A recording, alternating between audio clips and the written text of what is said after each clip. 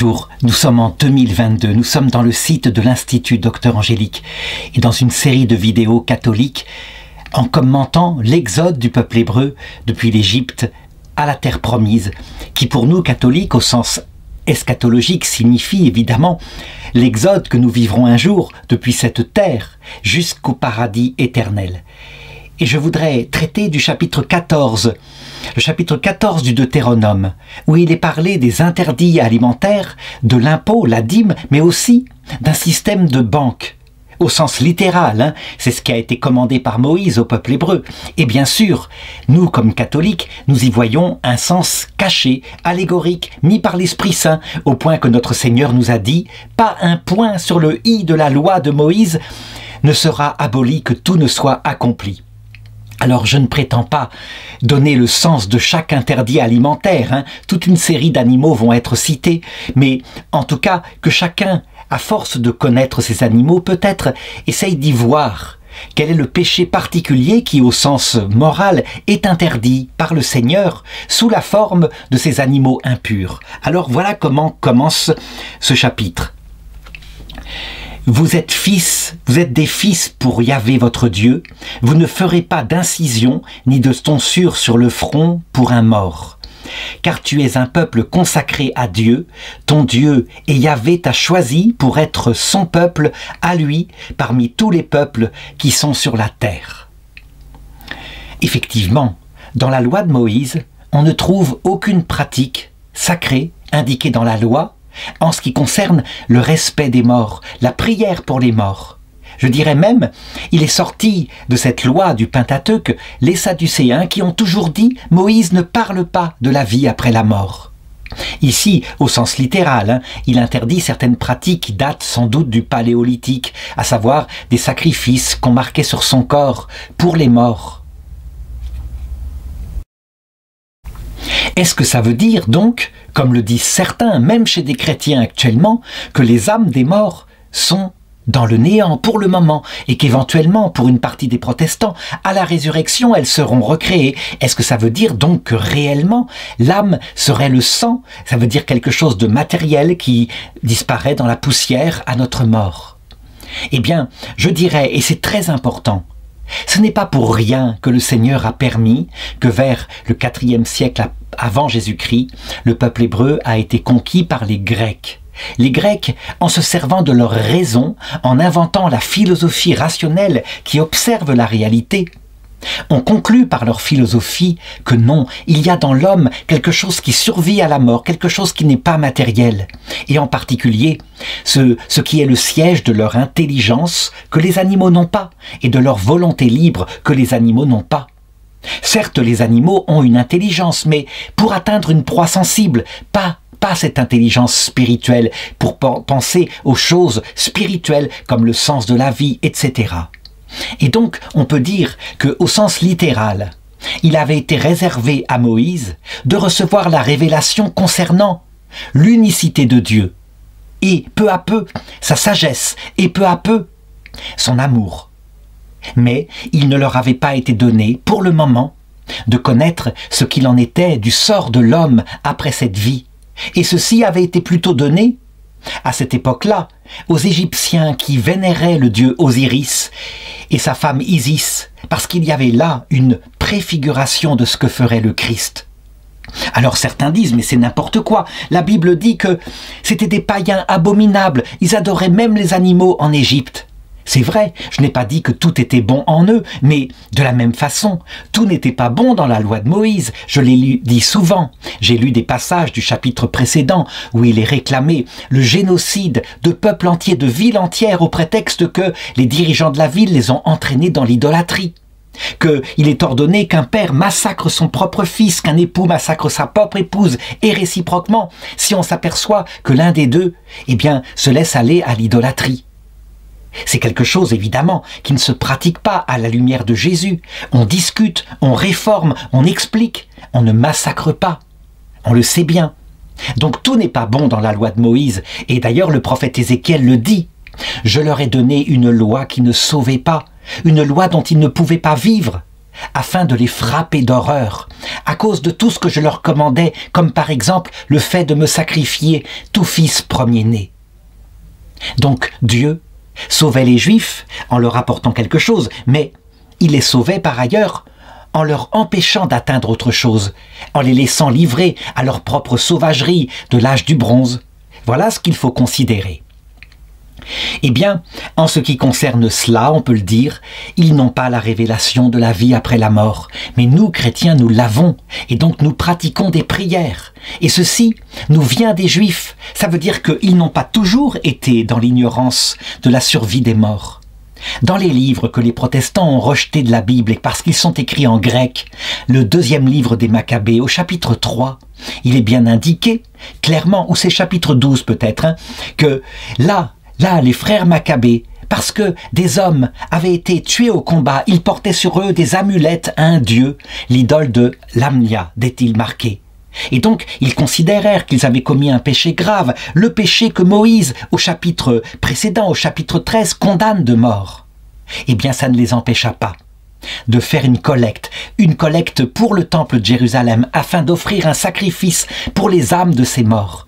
Et ce fut une juste pensée de Judas Maccabée, en ce qui concerne la survie de l'âme, la résurrection. Alors, je dirais, c'était non seulement une juste pensée, mais aussi une leçon par rapport aux musulmans qui disent « il y a un péché qui jamais ne sera pardonné, c'est l'idolâtrie. Jamais, jamais, parce que Dieu est un Dieu jaloux. On ne peut rien faire pour celui qui est mort et qu'avait d'autres dieux, comme les chrétiens, qui par exemple, disent-ils, adorent la Vierge Marie. C'est faux, on ne l'adore pas, on l'a prie, parce qu'elle est toute humble auprès de Dieu et qu'elle intercède pour nous, mais peu importe, hein. Voilà la réaction. Donc on le voit. Ici, on a un texte d'une certaine époque. Tout ne leur avait pas été révélé. Alors ensuite, à partir du verset 3, ce sont les fameux interdits alimentaires. « Tu ne mangeras rien de ce qui est abominable. » Donc, d'où viennent ces interdits alimentaires, hein, qui vont être matériels, qui vont être cités? Eh bien, il ne faut pas chercher, hein. Il y a des superstitions qui venaient des anciennes traditions, peut-être paléolithiques, où certaines bestioles étaient dégoûtantes à manger, comme les mouettes. C'est pas bon, ça mange du poisson, ça a un goût de dur en plus, les corbeaux, les aigles, etc. Donc, des choses comme cela. Et puis, probablement que Dieu y a inspiré, à partir de ces choses-là, je dirais, une finalité, quelque chose à voir au point de vue spirituel. Donc, je vais d'abord lire le texte. Hein. Voici les animaux dont vous pourrez manger. Le bœuf, le mouton, la chèvre, le cerf, la gazelle, le daim, le bouquetin, l'antilope, l'oryx, le mouflon. Donc, on le voit, c'est toujours dans le même genre d'animaux. Hein. Les bovidés, les capridés, les choses comme ça. Bon. Vous ne pourrez manger de tout animal, vous pourrez manger de tout animal qui a le sabot fourchu, fendu en 2 ongles et qui rumine. Donc c'est une façon d'établir ici, on pourrait dire, le premier classement taxonomique des animaux. Maintenant, on serait beaucoup plus précis, hein. On sait bien qu'il y a des animaux qui ont un sabot fourchu et que d'autre part, certains animaux qu'ils vont citer ne ruminent pas du tout. Mais c'est comme ça parce que leur museau mange quand elles mangent ou quand elles ont fini de manger, ils ont pris ça pour une rumination.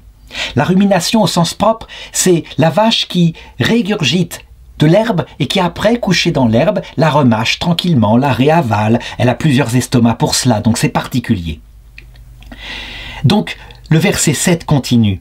« Toutefois, parmi les ruminants, parmi les animaux à sabots fourchus et fendus, vous ne pourrez manger de ceci, le chameau, le lièvre et le daman. » Le chameau, le lièvre, le daman, le chameau n'ont pas de sabots fourchus, ils ont des pattes avec des coussinets, mais enfin c'est comme ça.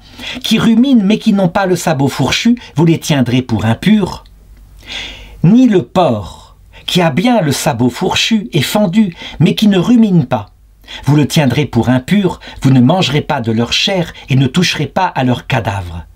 Parmi tout ce qui vit dans l'eau, vous pourrez manger tout ce qui a nageoires et écailles, donc les poissons, hein, mais vous ne pourrez pas manger ce qui n'a pas nageoires et écailles, vous le tiendrez pour impur, donc les crabes, les écrevisses, les crevettes, hein, ça c'est interdit je suppose.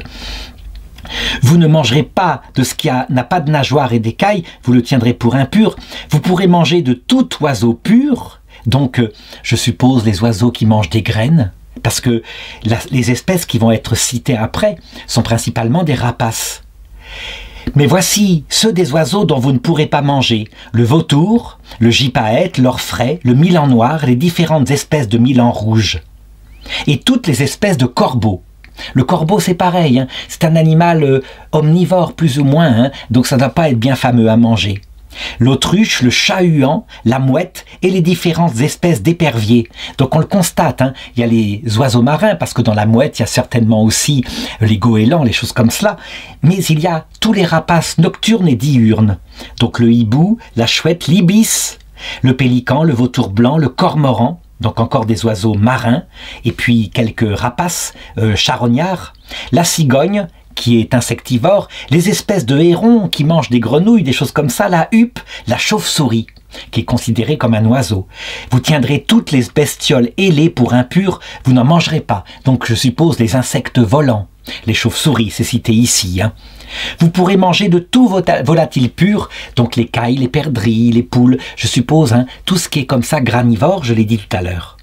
Et vous ne pourrez manger aucune bête crevée, tu la donneras à l'étranger qui réside chez toi pour qu'il la mange. Pourquoi? Parce que eux, ça ne les dégoûte pas. Ce qui veut dire que si on trouve dans un champ, un soir ou un matin, une vache qu'on peut pourtant manger mais qui est morte pendant la nuit, on ne la mange pas, on la vend aux étrangers. Ou bien vends-la à un étranger en dehors. Tu es en effet un peuple consacré à Yahvé ton Dieu, tu ne feras pas cuire un chevreau dans le lait de sa mère. Et ça se comprend. Hein. Ça, pour le coup, c'est un acte que n'importe qui peut comprendre. De même, on ne mange pas les animaux lorsqu'ils sont en train de faire leur nid. On ne chasse pas des animaux lorsqu'ils ont des petits. Ça, même les chasseurs actuels le savent très bien.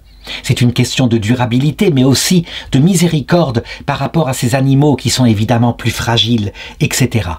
Alors voilà, je dirais que sens littéral, on le voit à peu près, hein, certainement que c'est l'expérience des vieux peuples. Pour le porc, peut-être à cause des vers solitaires, hein, une viande qu'il fallait beaucoup faire cuire, sinon on tombait malade. C'est probable. Quel est maintenant le sens allégorique, puisque aucun de ces actes ne doit disparaître? Par contre, ils disparaissent entièrement dans leur sens matériel. Et ça, je veux l'indiquer, donc je veux y répondre par rapport aux chrétiens qui se voient parfois reprocher dans des terres musulmanes le fait que nous mangeons du porc, que nous mangeons du boudin aussi, donc le sang. Voilà ce que Jésus dit très précisément en Marc chapitre 16 verset 14. Donc, il mangeait sans se laver les mains. C'était qui était considéré évidemment comme un acte abominable contre la loi. L'hygiène était très importante chez les Juifs, donc les ablutions extérieures, ils ne comprenaient pas encore qu'elles devaient signifier les ablutions intérieures, donc la repentance, le baptême de Jean-Baptiste par exemple, l'acte qu'on fait au début de la messe lorsqu'on prend de l'eau bénite, pour signifier ça, qu'on arrive d'abord dans l'église en demandant pardon. Non, il le prenait matériellement. Et Jésus, alors, quand il fut rentré à la maison, à l'écart de la foule, ses disciples l'interrogeaient sur la parabole. Et il leur dit ceci: « Vous aussi, vous êtes donc sans intelligence, vous ne comprenez pas que rien de ce qui pénètre du dehors dans le corps de l'homme ne peut le souiller. Parce que cela ne pénètre pas dans le cœur, mais dans le ventre, puis ça va dans les lieux d'aisance. » Et il y a là, entre parenthèses, rajouté, ainsi il déclarait purs tous les aliments. Pourquoi c'est entre parenthèses? C'est peut-être la note d'un scribe qu'en a tiré la conclusion un peu plus tard, c'est possible, ça ne figurait pas dans quelques manuscrits, mais peu importe, le sens est là. Et Jésus continuait, ce qui sort de l'homme, en fait, il voulait dire ce qui sort du cœur de l'homme. Voilà ce qui souille l'homme, car du dedans, du cœur des hommes, sortent les desseins pervers, débauches, vols, meurtres, adultères, cupidité. Donc je m'arrête là, je vais citer les autres péchés après. Débauche, vol, meurtre. Peut-être que là, c'est symbolisé par les rapaces. Peut-être pour la débauche par le porc, parce qu'il a un comportement qui semble à l'homme répugnant. Peut-être la cupidité aussi, pour eux. L'adultère, parce que les porcs, eh bien, ils n'hésitent pas à aller à droite, à gauche, à se battre pour les femelles. Pour ce qui est de la méchanceté, de la ruse, ça c'est plutôt les rapaces encore une fois. Le corbeau, je le verrais bien comme le symbole de la ruse. L'impudicité, qu'est-ce que ça peut être? Peut-être la grenouille, à cause de la forme de son corps. L'envie. C'est peut-être l'épervier qui se jette sur des proies, par exemple des pigeons qui passent là très tranquillement, ils se jettent en plein vol pour leur piquer, je dirais, leur vie. Ou alors le corbeau qui n'hésite pas à s'attaquer à d'autres corbeaux en l'air pour lui voler ce qu'il a attrapé. La diffamation, peut-être est-elle symbolisée justement par les corbeaux qui crient, et les pies peut-être qui sont de la même chose, la pie étant une espèce de corbeau, hein, et le bavardage, le caquetage signifie cela, à moins que ce soit la cigogne. L'orgueil, la déraison. Bref, là, je ne veux pas trop me pencher sur les animaux et leur correspondance à ces péchés, à chacun de le faire, mais on peut dire, en tout cas, c'est plus ou moins symbolique. Disons que la viande dure des rapaces et des corbeaux peut-être signifie l'orgueil qui ne cède pas. Vous avez la nuque raide, dit Dieu à son peuple. Il ne faut pas faire de correspondance comme ça si nette. Toujours est-il que ce peuple-là, peut-être, parce qu'il avait des considérations un peu, je dirais, superficielles sur ces animaux, leur attribuait à chacun un vice particulier. De même que on attribuait à ces animaux parfois une vertu particulière. Le serpent signifie à la fois la ruse, donc on ne peut pas le manger, évidemment, la ruse de celui qui s'approche de nous pour nous mordre, mais dans certains textes, il symbolise la sagesse. Et donc Moïse le suspend à un poteau, et tous ceux qui sont mordus par ce serpent, par un serpent sur la terre, sont sauvés. Bref, Jésus avait rendu tous les animaux purs. Alors, les apôtres ont eu du mal à le comprendre. Les apôtres sont tous des juifs. Et donc, au début de l'Église, à Jérusalem, il y avait une église qui pratiquait la loi de Moïse et Saint Pierre en était le premier. Ce qui fait que le Seigneur fut obligé de faire une chose particulière, de lui donner une vision très forte qui signifiait à la fois cela, à savoir on peut manger maintenant des animaux impurs, mais en même temps, autre chose de spirituel, on peut faire rentrer dans le peuple de Dieu les païens, considérés comme des animaux impurs sur l'arche de Noé. Et donc ça s'est raconté au chapitre 10, verset 9 des Actes des Apôtres. Donc Pierre était là, il sentit la faim, il vit tout d'un coup le ciel ouvert, un objet qui tombe semblable à une grande nappe nouée aux quatre coins. Elle descend sur la terre, dedans il y avait toutes sortes de quadrupèdes et des reptiles et tous les oiseaux du ciel, donc je suppose les corbeaux, les vautours, etc. Et une voix lui dit: « Allons Pierre, immole et mange. » Et Pierre répondit: « Oh non Seigneur, je n'ai jamais rien mangé de souillé ni d'impur. » De nouveau, une seconde fois, la voix lui parle: « Ce que Dieu a purifié, toi ne le déclare pas souillé. » Ce qui veut dire pour nous chrétiens que Jésus-Christ, par sa passion, a donné sa vie pour tous les hommes, pas seulement pour les bœufs que nous sommes, pour les moutons que nous sommes, mais aussi pour les aigles, les vautours, les serpents, les cobras, les cigognes, tout ce que sont les autres peuples. Il est mort pour tous les hommes, ça signifie ça, et c'est maintenant pour nous un dogme, même si déjà le peuple juif l'avait dit de Jésus par une prophétie, par la voix de Caïphe, une prophétie qui lui fut arrachée, il ne s'y attendait pas. Il prétendit qu'il valait mieux que cet homme meure en montrant Jésus plutôt que tout le peuple. Et saint Jean commente en disant, oui, il fut prophète, en disant que Jésus mourrait pour tous les hommes, et pas seulement pour le peuple hébreu. Donc on le voit encore une fois, et c'est passionnant. Tout ce qui arrive à l'époque de Moïse dans la chair, adapté à un peuple charnel, signifie, au fur et à mesure que l'humanité se spiritualise, ce qui arrive dans l'esprit. Et le sens ultime et dernier, nous le verrons au paradis, lorsque nous verrons arriver, venant de toutes les nations, du bouddhisme, de l'athéisme, de l'islam, de toutes les nations, des gens qui se prosterneront devant le Christ à l'heure de son apparition, à l'heure de leur mort pour beaucoup, à la fin du monde pour les autres, et qui se convertiront à lui. Ils entreront dans le paradis. Ce seront donc des corbeaux, des cochons, toutes sortes de bestioles comme ça. Vraiment, il est mort pour tous les hommes, ce qui explique notre nom à nous de l'Église catholique, universelle. Nous connaissons, nous savons ce que Dieu veut pour tous les hommes. Et nous le savons avec précision. Nous ne disons pas que tout se vaut, qu'être corbeau, c'est la même chose qu'être bœuf. Non, nous le savons. Il y a des religions qui ne sauvent pas, et d'autres qui sauvent, animaux purs. Le Christ sauve. Les religions qui ne sauvent pas n'empêchent, ajoute le Concile Vatican II, Dieu y a mis des semences de la vérité, y compris dans le judaïsme de cette époque-là. si barbare, si primitif par rapport au judaïsme d'aujourd'hui, mais il y avait déjà des dispositions au salut. Alors, je voudrais aborder maintenant le troisième thème de ce chapitre très riche. Et il y en aura un quatrième, à savoir la dîme. Donc, la coutume instaurée par Moïse, parce qu'une des tribus d'Israël ne travaille pas, elle n'a pas reçu de terre, elle est là pour le sacerdoce, eh bien, de recevoir 10% des revenus des autres tribus, afin de pouvoir subsister. Voilà ce que dit Moïse.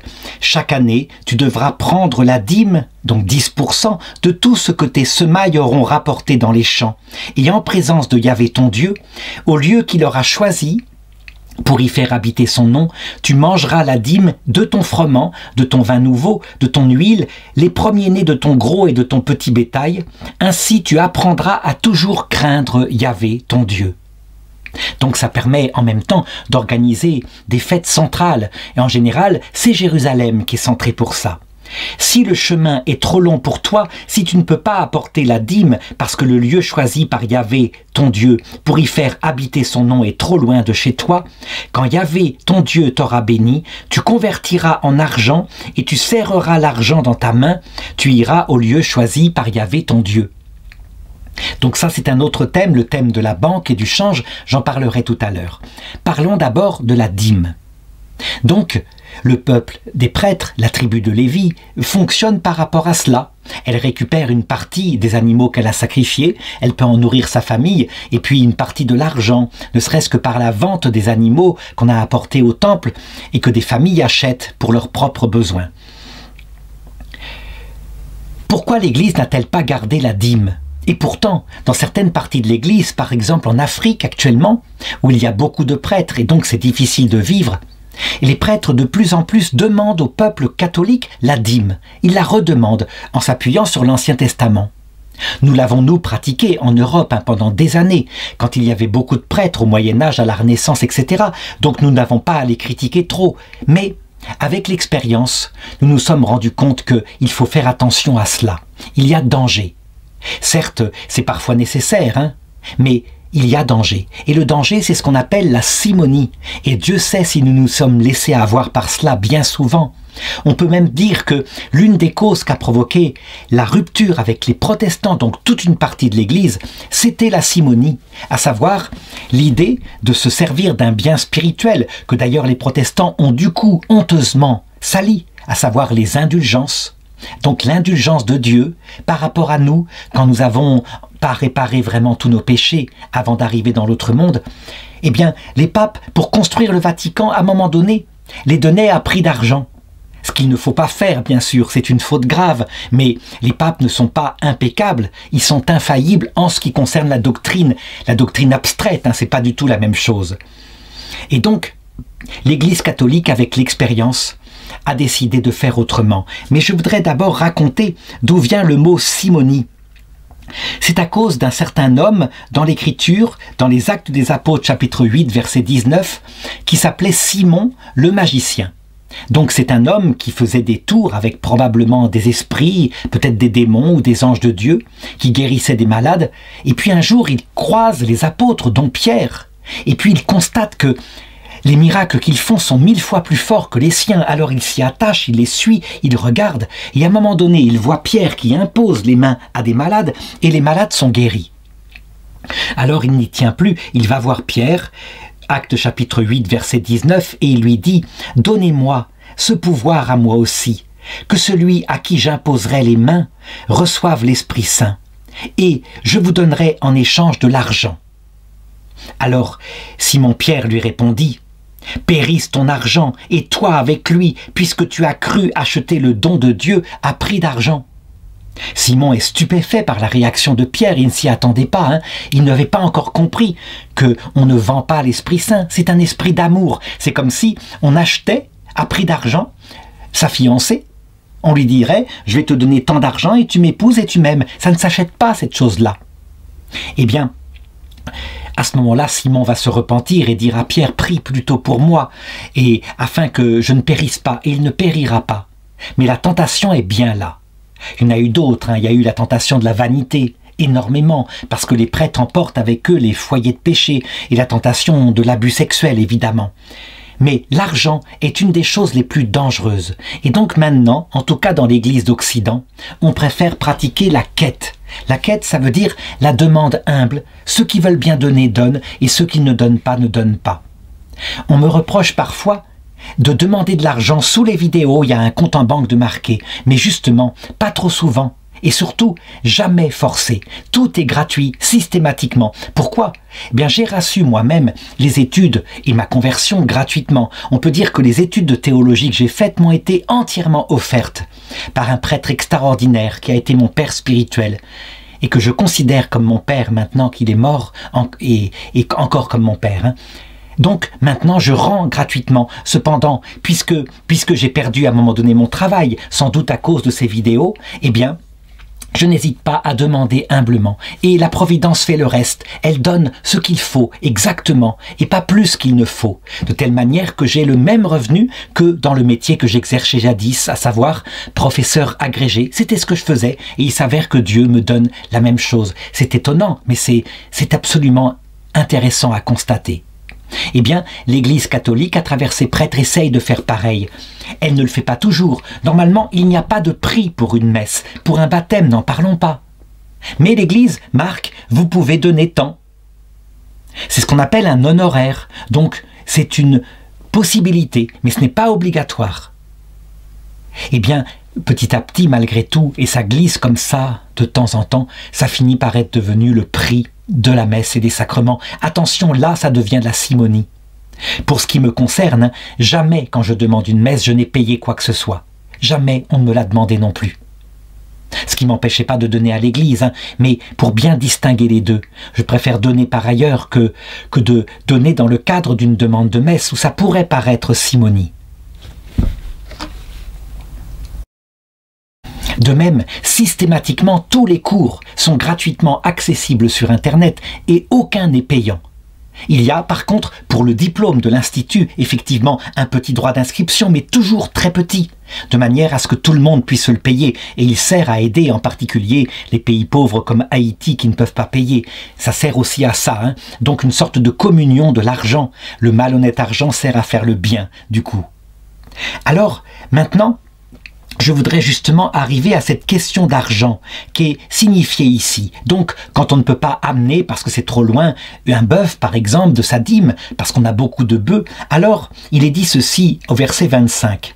Tu la convertiras en argent, tu serreras l'argent dans ta main, et tu iras au lieu choisi par Yahvé ton Dieu, et là tu échangeras cet argent contre tout ce que tu désireras, gros ou petit bétail, vin ou boisson fermentée, tout ce dont tu auras envie, tu mangeras là en présence de Yahvé ton Dieu, et tu te réjouiras, toi et ta maison. N'oublie pas de ne pas négliger le Lévite qui est dans tes portes, puisqu'il n'a ni part ni héritage avec toi, et donc il faudra leur donner une certaine somme. Mais ce qui m'intéresse ici, c'est donc, finalement, ce qui explique pourquoi les Juifs sont très souvent devenus banquiers. En fait, l'idée de transformer en argent quelque chose qui est en dur, comme un bœuf, de le transporter loin, au lieu où on habite, ou par exemple, simplement avec un mot, sans transporter l'argent, un mot, mais qui est signé par quelqu'un qui est de confiance, et par exemple à 1000 km de là, on donne le mot, et la personne qui est de confiance donne la somme en argent, en gardant évidemment un petit intérêt, étant donné le service et le risque qu'elle a pris. Cette manière de faire a donné une idée, évidemment, à beaucoup de Juifs pour pratiquer la banque. Et la banque est un métier noble. Le prêt ne doit pas être usuraire, ça veut dire en demandant un intérêt tel qu'on ruine la personne qui a emprunté, mais un intérêt raisonnable. On s'est aperçu que c'était une manière d'aider véritablement à l'entreprise. Eh bien, on peut dire que c'est dans ce texte-là que c'est fondé. Un prêt à intérêt raisonnable, certainement pas l'usure, qui est un péché grave, qui met les gens dans le désespoir. Certains ont dit que la banque était interdite et qu'elle était mauvaise, qu'il ne fallait pas la pratiquer dans le christianisme. Je dirais c'est comme tout. L'abus est interdit, mais l'abus de tout est mauvais. Le fait, par exemple, de prêter de l'argent, donc de prendre un certain risque, et de n'en avoir aucun avantage fait que on ne prête pas d'argent, puisque un certain nombre de personnes ne le rendront pas, ne pourront pas le rendre. Donc on stérilise, je dirais, l'échange qui aboutit au bien vivre du peuple. L'inverse, l'autre excès, comme je l'ai dit, demander par exemple 10% en plus de la somme par année de retard dans le remboursement. Ce qui fait que, 10%, je ne sais pas, c'est déjà énorme, mais quelquefois ça peut être 10% par mois. Et ça, c'est un travail d'escroc, vraiment, qui est interdit par Dieu, et ceux qui l'ont pratiqué ainsi ont attiré sur eux le malheur. C'est un de ces crimes qui crient vers le ciel que l'usure. Même si elle n'est pas citée dans la Bible, on l'a constaté, il a provoqué des émeutes, des massacres. Alors ensuite, à partir du verset 27, il est donc demandé de ne pas négliger le Lévite qui est dans tes portes. Et donc, par une pratique qu'instaure Moïse, au bout de 3 ans, tu prélèveras dans toutes les dîmes de tes récoltes de cette année-là et tu les déposeras à tes portes. Alors viendront manger le Lévite, puisqu'il n'a pas de part à l'héritage avec toi, ainsi que l'étranger. Donc, c'est l'institution de l'aumône ici. L'orphelin et la veuve de la ville, ils s'en rassasieront. Ainsi Yahvé ton Dieu te bénira dans tous tes travaux que tes mains pourront entreprendre. Alors cette manière de faire comme cela tous les 3 ans n'a pas été gardée pastoralement dans l'Église catholique. D'ailleurs, dans le peuple juif non plus. Dans l'islam, on parle plutôt d'une aumône annuelle, le mois de Ramadan. Ce qu'on a économisé comme argent servira pour les pauvres. Pendant tout un temps, l'Église, elle pratiquait l'incitation à donner, par exemple en gardant une place dans sa maison. Et puis à un moment donné, les États chrétiens ont institué une sorte d'aumône d'État qu'on appelle par exemple les assurances, assurance chômage, assurance autonomie, assurance maladie, etc. Tout cela procède donc de ces textes-là qui les ont initiés au point de départ. Et ensuite, parce que le judaïsme et la Bible s'est répandu dans le monde entier, ça a été imité par les peuples. Que signifie ce prêt-là, ou ce papier, cet argent, au sens spirituel? Eh bien, Jésus en parle lorsqu'il dit à un moment donné « Servez-vous du malhonnête argent » pour vous faire des amis, afin qu'au jour où l'argent viendra à manquer, ceux-ci, ces amis, vous accueillent dans les tentes éternelles. En réalité, Jésus le montre, l'argent est un moyen, et quand on peut s'en servir pour faire du bien à quelqu'un qui en a besoin, par exemple à un mendiant qui du coup quelquefois répond « Je prierai pour vous ou Dieu vous bénisse », eh bien, il aurait demandé à ces mendiants qui ont reçu une fois la charité, quand au ciel, ils peuvent rendre par leur prière, d'aider les âmes de ces riches qui leur ont donné, qui peut-être ont un temps de purgatoire plus long, parce qu'ils n'ont pas connu la souffrance, de prier pour eux, de les aider à sortir plus vite de ce temps d'apprentissage. Donc on le voit, tout a un sens spirituel, y compris un texte comme cela. Le texte sur le malhonnête argent est en Luc chapitre 16, verset 9.